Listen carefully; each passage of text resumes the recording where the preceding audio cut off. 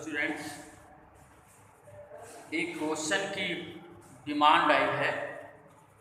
ये example number 1.6 है NCERT का, पेज नंबर 16 पे।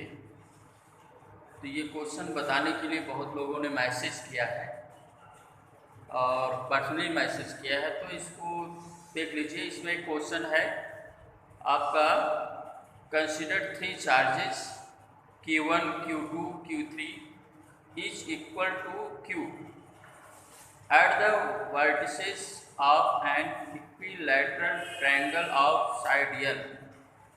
What is the force on a charge Q? Bracket में दिया with the same sign as Q, small q. Placed at the centroid of the triangle as shown in figure. ये जो है question आपका है, ध्यान से देख लीजिए। इसी क्वेश्चन को हमको बताना है। इसमें देखिए कंफ्यूजन हो रही है, कुछ स्टूडेंट्स को समझने में दिक्कत कर रहे हैं, इसको हम बता देते हैं। चलिए देखिएगा इस क्वेश्चन के रिगार्डिंग।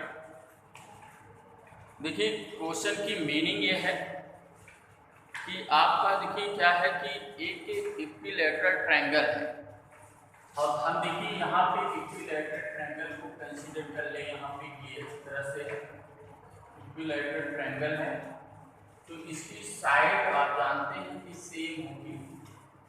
यहाँ पे इक्विलैटरल ट्रायंगल कंसीडर किए कर लिया है। यहाँ पे ए पॉइंट मान लिया जाए और यहाँ पे बी और ये सी मान लिया जाए।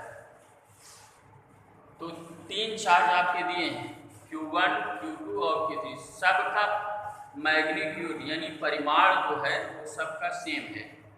तो यानी यहाँ पे Q1 की जो वैल्यू है वो भी Q है, Q1 की वैल्यू है वो भी Q है, और Q2 भी आपका कितना है वो भी Q है। Q2 की वैल्यू, ये Q2 कूलम्ब का चार्ज, ये भी Q के परिमाण इक्वल है, और यहाँ Q3 ये भी आपका Q इक्वल है। और इसकी ईच साइड, मतलब इक्विलैटरल ट्रायंगल है तो ईच साइड इसकी जो बनेगी, यानी इसका जो आपका साइड होगा, यानी ये आपकी भुजा है, यानी ये साइड इसको बोलते हैं। तो इसका सबकी वैल्यू दिया है small L. According to question दिया ये लेंथ एल है, तो ये भी लेंथ आपकी एल हो जाएगी, और ये भी लेंथ आपकी एल ही है, स्मॉल एल, ये लेंथ। तीनों के देखिए इक्विलैटरल ट्रायंगल है, तीनों के क्या होगा, साइड सेम होती है। तो यहाँ साइड सेम रह लिया, तो यहाँ भी एल, ये भी एल, ये भी एल, सब एल हो गए। तो आप जानते हैं कि अगर इक्विलैटरल ट्रायंगल होता है तो इनका एंगल जो बनता है दो साइड के बीच में वो कितना होता है, 60 डिग्री। तो आप कह सकते हैं यहाँ पे ये 60 डिग्री का हो गया, ये भी 60 डिग्री का हो गया, और ये भी 60 डिग्री का हो गया। कोई दिक्कत? किसी भी इक्विलैटरल ट्रायंगल का जो आपका यहाँ पे एंगल बनता है, ये जो एंगल आपका बनता है वो 60 डिग्री का होता है। यानी यहाँ पे आपका 60 डिग्री ये है, यहाँ पे देखिए 60 डिग्री, और यहाँ भी आपका 60 डिग्री ये है। यहाँ पे तीनों की वैल्यू दिया है। क्वेश्चन एक बार फिर देखिए, फिर इसके बाद साइड एल है। What is the force on a charge Q? एक चार्ज Q रखा गया है कहाँ पे, क्या place at the centroid of the triangle. इसके अब यहाँ देखिए ये इसका वर्टिसेस है, यहाँ तो इसका परपेंडिकुलर इस पर ड्रा कर दीजिए, और यहाँ से इस पर परपेंडिकुलर यहाँ पर ड्रा कर दीजिए, फिर इस साइड से परपेंडिकुलर ड्रा कर दीजिए। तो ये जहाँ पे क्या हो गए, तीनों एक दूसरे के साथ सेंट्रैक्ट क्या करती हैं, इंटरसेक्ट करती हैं, यानी तीनों लाइन एक दूसरे से जब मिलती हैं तो वहाँ पे इसका एक सेंटर बनेगा, और सेंटर में इसको क्या कंसीडर कर लीजिए, O। ये सेंटर O हो गया। अब ये देखिए ये आपका, ये यहाँ पर इतना दिखेगा, ये सेंटर हो गया आपका। अब इसी सेंटर पे ये पे कैपिटल Q कूलम्ब का चार्ज रख दिया गया है, जो सेम साइन का है, मतलब सेम, इस पर भी पॉजिटिव चार्ज है, इस पर भी पॉजिटिव चार्ज है। ये पॉजिटिव चार्ज, यहाँ भी पॉजिटिव चार्ज है, ये है तो यहाँ पॉजिटिव चार्ज है, यहाँ पे क्यू रखा गया Q2 इक्वल टू Q। तो ये सब पॉजिटिव चार्ज पर अगर ये सेंटर पर रख दिया गया तो सब चार्ज, तीनों चार्ज Q1 यहाँ पे Q1 equal to Q A point पे, Q2 equal to Q B point पे, Q2 इक्वल टू 3 आपका क्या होगा, Q3 इक्वल टू आपका Q। तो ये आपका सबका क्या होगा, C पॉइंट पे हो गया। अब ये जो होते हैं, ये सब इस पर फोर्स लगाएंगे, है कि नहीं।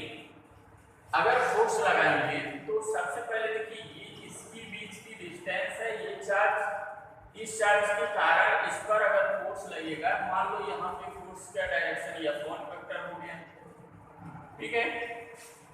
और यहाँ पे देखिए यहाँ भी चार्ज हुई, ये चार्ज यहाँ पे सिचुएटेड है, तो यहाँ पे इस चार्ज के कारण एक इधर फोर्स लगेगा, तो F2 वेक्टर कंसीडर कर लें, ये F2 हो गया, F2 वेक्टर का यहाँ पे कंसीडर कर लिया। तो इस चार्ज के कारण इस पर जो फोर्स लगेगा वो फोर्स इधर हो जाएगा, वो क्या मान ले, या F3 वेक्टर कंसीडर कर ले। तो ये देखिए ये इस पर 3 फोर्स लग गए, है कि नहीं। एक आपका ये फोर्स इधर हुआ और एक इस चार्ज के कारण इधर फोर्स, एक इस चार्ज के कारण इधर फोर्स, तीनों फोर्स का डायरेक्शन हो गया। अब देखिए ये पूरी लेंथ यहाँ पे L है, अगर A से B डाला है, ये मिडिल पार्ट है, तो ये यहाँ पे D कंसीडर कर ले। तो हम अब यहाँ पे ट्रायंगल कंसीडर करते हैं, ध्यान रखिएगा। यहाँ पे एक ट्रायंगल ले लें, ट्रायंगल आप ले लीजिए ABD, ट्रायंगल ABD में ये वाला एंगल हमने ABD, यहाँ पे देखिएगा ये साइड और ये और इस तरह से चलने वाली ये साइड आपका यहाँ पे लिया जा रहा है, ये ट्रायंगल है। अगर इसमें हम साइन 60 डिग्री ले लें तो एंगल के जस्ट सामने का जो होता है वो परपेंडिकुलर होता है। तो परपेंडिकुलर क्या होगा, इसके जस्ट सामने का AD आपका ये हो जाएगा AD परपेंडिकुलर अपॉन हाइपोटेनियस कितना होगा AB। तो यहाँ पे हाइपोटेनियस AB हो गया, ठीक है। तो हाइपोटेनियस AB लगा दिया, तो यहाँ पे बाई पार्ट कर दें तो AD इक्वल टू फाइंड करेंगे आप, क्या होगा AB क्या हो जाएगा, AB रियल डिस्टेंस है, AB sine 60 degree, AB sine 60 degree है। ध्यान रखना AD equal to AB sine 60 degree. अब साइन 60 डिग्री की वैल्यू कितनी होती है, √3/2 होती है। तो यहाँ पे आप लिखेंगे AD इक्वल टू AB की वैल्यू L है और इसकी वैल्यू है √3/2, है कि नहीं। तो यहाँ पे AD निकल जाएगा आपका, AD इक्वल टू आपका होगा √3 L/2 आ जाएगा। यहाँ पे AD की वैल्यू आ गई। अब देखिए जब यहाँ पे हम इसके वर्टेक्स से यहाँ पे आपका परपेंडिकुलर ड्रा कर दिए, इससे यहाँ पे परपेंडिकुलर ड्रा कर दिए और इससे यहाँ परपेंडिकुलर इस पर ड्रा कर दिए, तो ऐसी सिचुएशन में क्या होता है, BO इक्वल टू हो जाता है AO इक्वल टू आपका हो जाता है CO। ये तीनों एक दूसरे के क्या हो जाते हैं, इक्विवेलेंट हो जाते हैं। अब हमको चाहिए क्या, जैसे इस पर फोर्स लग रहा है, यहाँ चार्ज है, तो ये डिस्टेंस AO है, यही डिस्टेंस है ना। तो यहाँ पे अगर मान लेते हैं फोर्स अपॉन की वैल्यू निकालें तो ये क्या होगा, 1/4 पाई एप्सिलॉन नॉट, क्या होगा भाई, Q1 Q1 की जगह Q और Q2 की जगह कैपिटल Q, डिस्टेंस अपॉन आपका क्या AO, तो डिस्टेंस आपका क्या हो जाएगा AO का स्क्वायर कर दिया, ठीक है।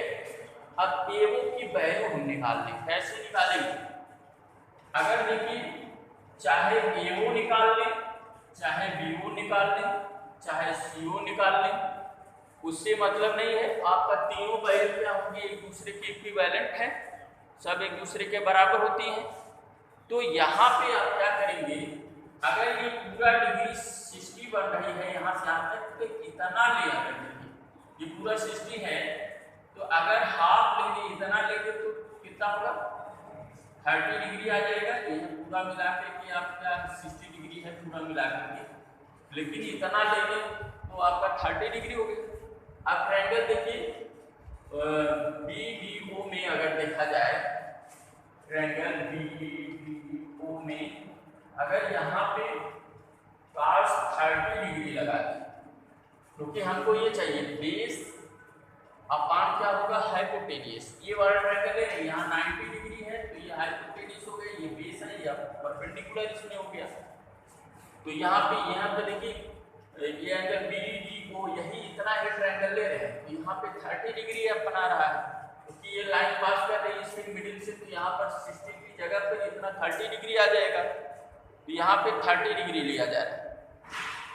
तो 30 डिग्री की वैल्यू अगर हम निकालेंगे तो cos 30 यहाँ पे देखो, अगर ये पूरी डिस्टेंशियल है तो ये पूरी डिस्टेंशियल है, तो अगर ये मिडिल पार्ट में यहाँ से BD की वैल्यू L/2 हो जाएगी, नहीं हो जाएगी।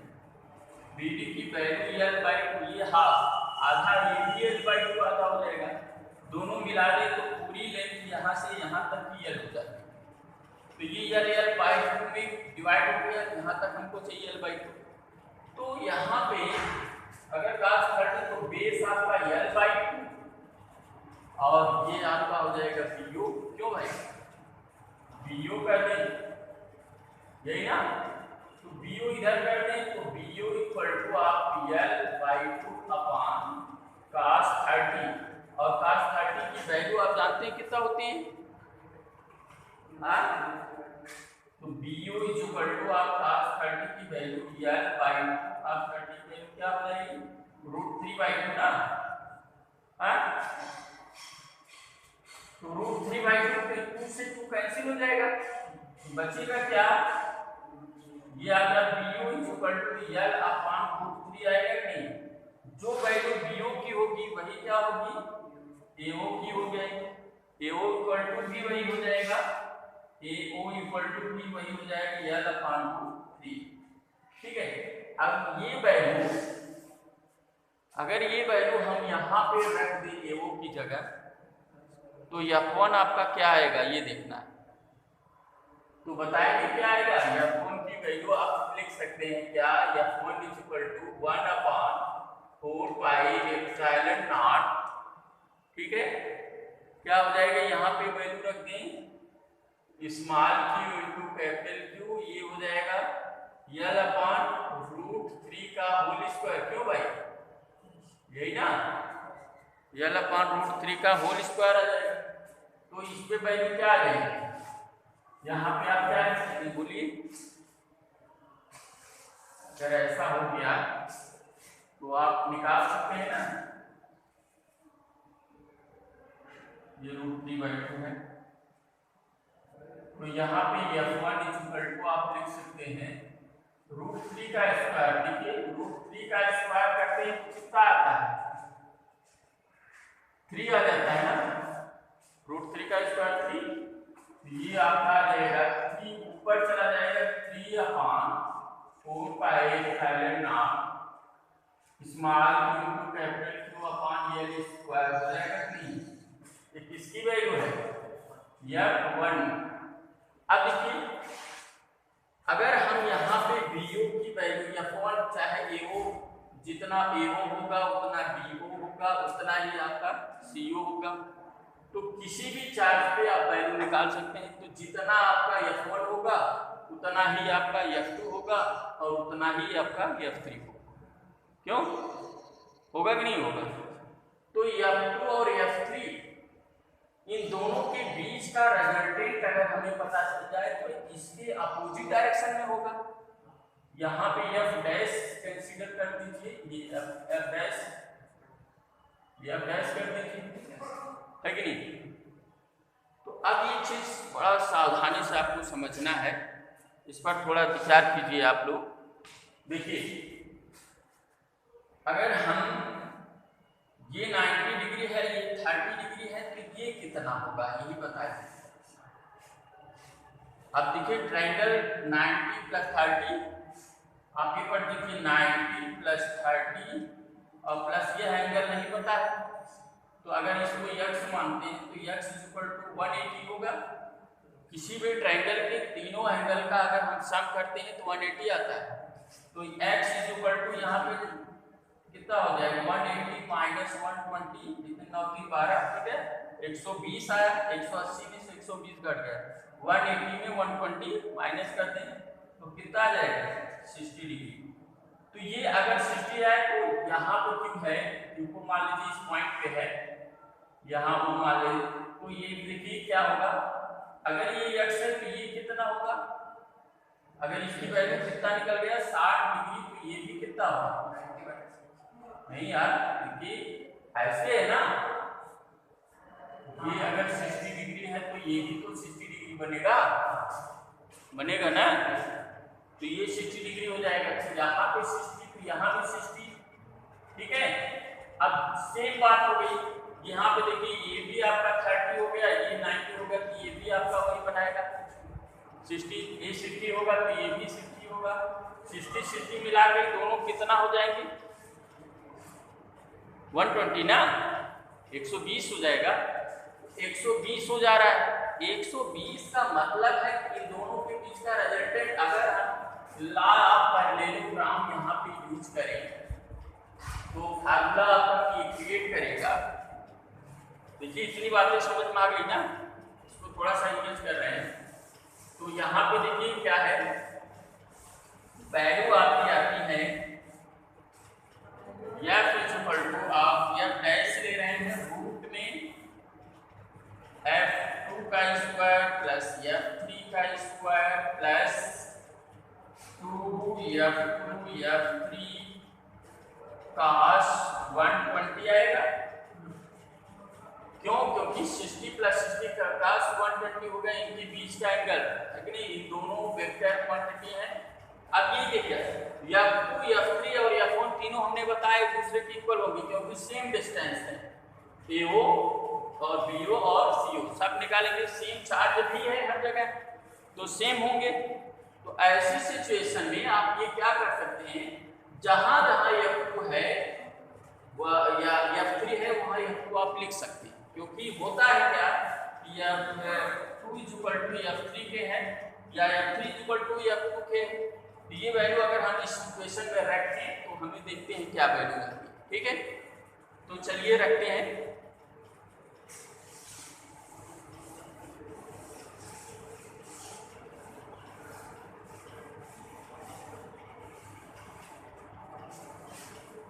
अब ये रखते हैं तो आपका ये आएगा क्या, f dash equal to root में f2 का स्क्वायर है प्लस जहां f3 है वहां f2 रख दीजिए, तो क्या हो जाएगा f2 स्क्वायर हो जाएगा प्लस 2f2 हो गया इंटू f3 की जगह f2 रख दीजिए, f3 की जगह f2 हो गया cos 120 हो गया, ये हो जाएगा। अब यहाँ पे देखिए क्या आएगा, f dash equal to root में f2 square plus f2 square मिला देते तो f2 स्क्वायर हो गया प्लस इन दोनों का f2 इंटू f2 करेंगे तो f2 स्क्वायर, 2 पहले से है तो क्या आ जाएगा 2f2 स्क्वायर इंटू cos 120 आ जाएगा भैया, ये आ गया। अब इन दोनों में देखिए कुछ कॉमन है, 2f2 स्क्वायर कॉमन कर दें तो 1 प्लस cos 120 आ जाएगा। cos 120 की वैल्यू जानते हैं 1/2 था, -1/2, cos 120 की वैल्यू कितनी होती है -1/2, तो ये आपका आ जाएगा रूट में ये हो जाएगा तो 2f2 का स्क्वायर इंटू 1 -1/2, ये देखिए ध्यान रखिए कोई कंफ्यूजन नहीं, 1 cos 120 की वैल्यू -1/2 होती है। तो ये वैल्यू आप देखिए यहाँ पे 1 में से देखिए हाफ घटा दी, यानी 1 में से आधा घटाएंगे तो आधा ही आएगा, तो 1 में से हाफ घटाएंगे तो हाफ ही बचेगा ना। तो ये आ जाएगा वो कितना होगा 2f2 का स्क्वायर इनटू क्या देगा 1/2, 2 से 2 कैंसिल, रूट में f2 स्क्वायर का अगर रूट ले लेंगे तो कितना आ जाएगा f2 आ जाएगा। ये किसके इक्वल है f डैश, f2 जो है वही जो आपका f1 डिस्टेंस था यहाँ पे निकाले थे ना कि वो 3/4 पाई एप्सिलॉन नॉट क्या था q into small q into capital Q upon L square, वही फार्मूले के ऊपर होगा f डैश इक्वल टू क्या 3/4 pi epsilon not small q into capital Q upon L square equal हो जाएगा। अब देखिए एक तो f1 वही बात है और f डैश भी वही है, दोनों इक्वल एंड अपोजिट हो गए। देखिए ऐसे नीचे और ऊपर है कि नहीं, इक्वल एंड अपोजिट अगर हो जाते हैं, यानी देखिए क्या है एक का डायरेक्शन इधर और एक का डायरेक्शन इधर नीचे, दोनों इक्वल एंड अपोजिट हो गए, सेम हो गए, तो नेट फोर्स इस पर क्या निकालेंगे, ज्यादा दोनों का माइनस करेंगे तो ये वैल्यू क्या आ जाएगी आपकी 0 आ जाएगी। तो ऐसी सिचुएशन में अगर हम ये दोनों का हम नेट फोर्स निकालेंगे तो वैल्यू आएगी 0 कि नहीं आएगी, तो ये वैल्यू आपकी क्या हो जाएगी 0 आ जाएगी। ठीक है, आप सोच सकते हैं कि देखिए f डैश और यहाँ पे देखिए f1 माइनस f डैश करेंगे, दोनों की वैल्यू सेम हो जाएगी, एक प्लस में एक माइनस में अपोजिट, तो क्या होगा 3/4 पाई एप्सिलॉन नॉट क्या होता है small q capital Q upon L square, फिर माइनस वही चीज लिख देंगे, तो 3/4 pi epsilon not small q into capital Q upon L square, ये कैंसिल हो जाएगा, इक्वल टू क्या होगा 0, यानी दोनों इक्वल एंड अपोजिट फोर्स है तो क्या हो जाएगी वैल्यू आ जाएगी 0। ठीक है, ओके थैंक्स।